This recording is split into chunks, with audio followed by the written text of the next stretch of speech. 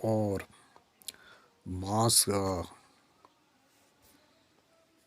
भोग क्यों लगता है, मतलब क्यों चढ़ाया जाता है। कुछ मंदिरों में काली माता को शराब चढ़ाई जाती है, तो इसके पीछे क्या रीज़न। क्या काली माँ शराब पसंद करती हैं, क्या वो मांसाहार पसंद करती हैं, तो इसके पीछे क्या रीज़न है। आज हम इस विषय को डिकोड करने का प्रयास करेंगे, इसके स्पिरिचुअल रहस्य को। तो आज फिर हम रामकृष्ण परमहंस जी के ही जीवन से एक एग्जाम्पल लेंगे। एक बार बंगाल के सुप्रसिद्ध डायरेक्टर, नाटककार, उस समय के बोलते हैं बंगाल की फिल्म इंडस्ट्री की फाउंडेशन भी उन्होंने ही रखी थी। वो he was always addicted to wine and women and gambling। तो हर तरह के दुर्व्यसन उनको जो है उनकी एडिक्शन हो चुकी थी। तो हर समय वो भोग विलास के रंग में रंगे रहते थे। तो पूजा पाठ के लिए उनके पास कोई समय नहीं था, लेकिन उनके भीतर एक पूर्व जन्मों के कुछ संस्कार थे कि मन में भाव आया कि एक बार रामकृष्ण परमहंस जी के दर्शन कर लो। तो रामकृष्ण पर और मन में ये आया कि मैं ये सब क्या कर रहा हूँ, इन व्यर्थ की चीज़ों में अपना समय व्यतीत कर रहा हूँ। मैंने आज तक कोई भगवान का नाम नहीं लिया, मैं कभी मंदिर नहीं गया, मैंने शास्त्र अध्ययन नहीं किया, न मैंने ध्यान लगाया, न मैंने जाप किया। तो मेरा क्या होगा, ऐसा एक भाव आ गया। और वो रामकृष्ण परमहंस जी के पास चले गए।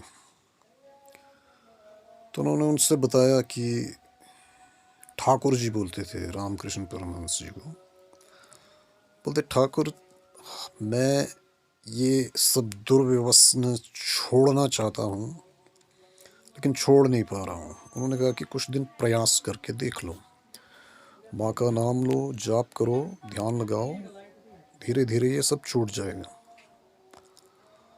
तो उन्होंने जप शुरू किया, ध्यान शुरू किया और त्याग करने का प्रयास किया, लेकिन ना तो ध्यान में मन लगा, ना जप में, और ना ही शराब वगैरह जो भी है, पंक्चर्स जो भी दुर्व्यसन थे, उनका त्याग हो पाया। तो वो बेचैन हो गए। वो फिर एक बार रामकृष्ण परमहंस जी के पास गए। तो रामकृष्ण परमहंस ने कहा, उन्होंने कहा कि मैं शराब नहीं छोड़ पा रहा हूँ, मांस नहीं छोड़ पा रहा हूँ, कोई भी गलत आदत छोड़ नहीं पा रहा हूँ। तो उन्होंने कहा कि जो भी तुम करते हो, जो भी तुम खाते हो, उसे माँ को समर्पित करके करो और माँ को समर्पित करके खा लो। सो फिर उन्होंने क्या कि बोलते जो जो तुम शराब लाए हो माँ को चढ़ा दो। उन्होंने शराब माँ को चढ़ा दी। बोलते आप पी लो। सो वही ट्रेंड उन्होंने रिपीट करना शुरू कर दिया। ही मांस भी माँ को चढ़ा देना और उसे प्रसाद रूप में ग्रहण करना, तो और मदिरा भी चढ़ा लेना और उसे प्रसाद रूप में ग्रहण करना शुरू कर दिया। जो भी कार्य, जो भी वो गंदे कार्य करते थे, वो सब वो माँ को समर्पित करके करने लगे। और कुछ ही दिनों के बाद ऐसा उनमें परिवर्तन आने लगा कि अब वो चीज़ें उनको अब खुद ही उसमें आसक्ति ख़त्म हो गई, इंटरेस्ट ख़त्म हो गया, और धीरे धीरे उन सब bad habits, bad food habits, bad activities की हैबिट्स जो है धीरे धीरे समाप्त हो चुकी अपने आप में। सो यही रीज़न रहता है कि माँ को मदिरा चढ़ाई जाती है और मांस चढ़ाया जाता है। और उसका कारण होता है कि जब आप एडिक्शन को छोड़ना चाहते हैं, इसलिए नहीं कि माँ को ये सब प्रिय है, ये तुम्हारे लिए है कि if you are unable to. कई बार आदमी इतना एडिक्टेड होता है कि ये सब चीज़ें छोड़ नहीं पाता है। मतलब बड़े बड़े रिहैबिलिटेशन सेंटर्स में भी जाए तो वहाँ पर भी नहीं छोड़ पाता, और विल पावर भी उसकी ख़त्म हो चुकी है, और वो जानता है कि ये गलत है, but he is unable to give it up.